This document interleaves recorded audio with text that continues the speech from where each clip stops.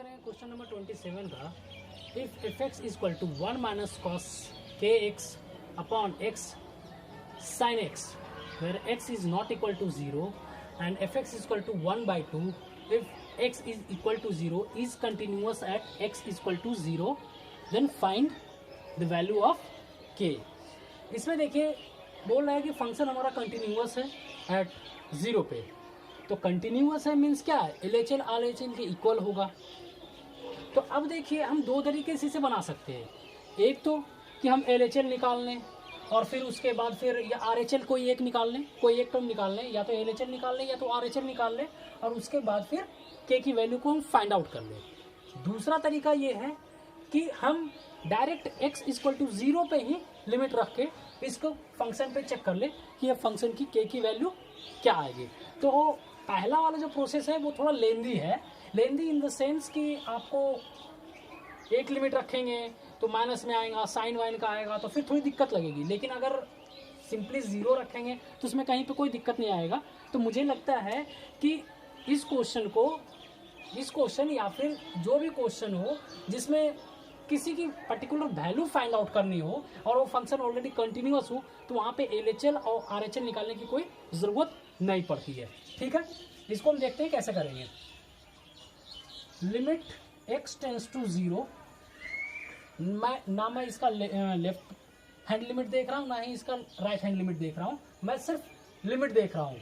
fx equal to fx अपना क्या दिया हुआ है, limit x tends to 0 1 minus cos k x upon x sine x.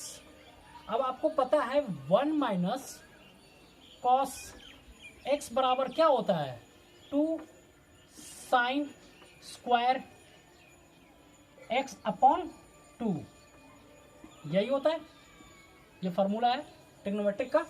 अब इसमें इसको सिंपली पुट कर देंगे। Limit x tends to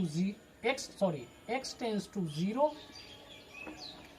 2 sine square k x upon 2 upon x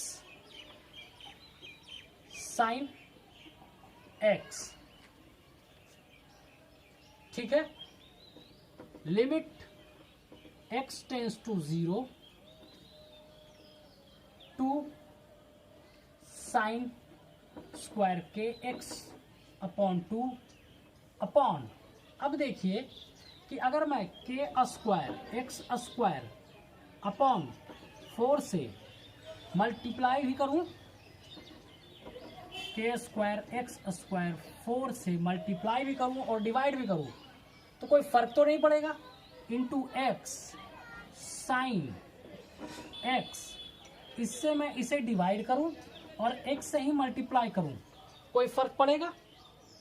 नहीं पड़ेगा। ठीक है, यहां तक क्लियर है ना।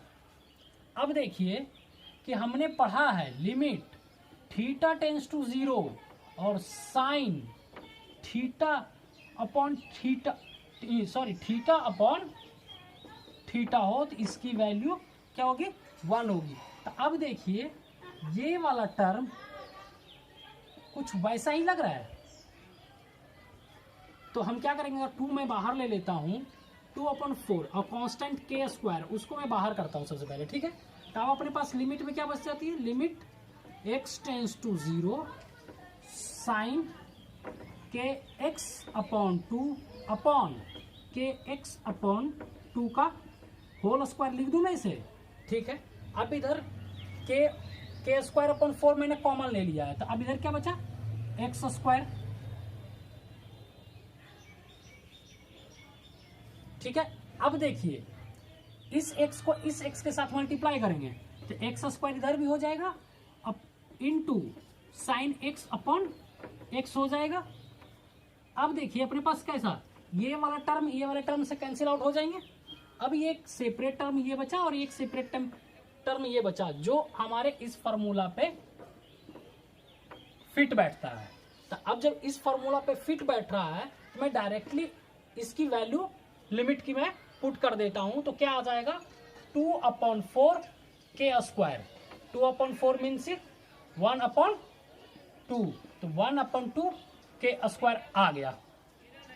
ठीक है, अब देखिए ये बोल रहा है कि एट x इक्वल टू 0 पे फंक्शन f(x) की वैल्यू क्या है, 1/2 है, और इसी पे ये फंक्शन f(x) कंटिन्यूअस भी है।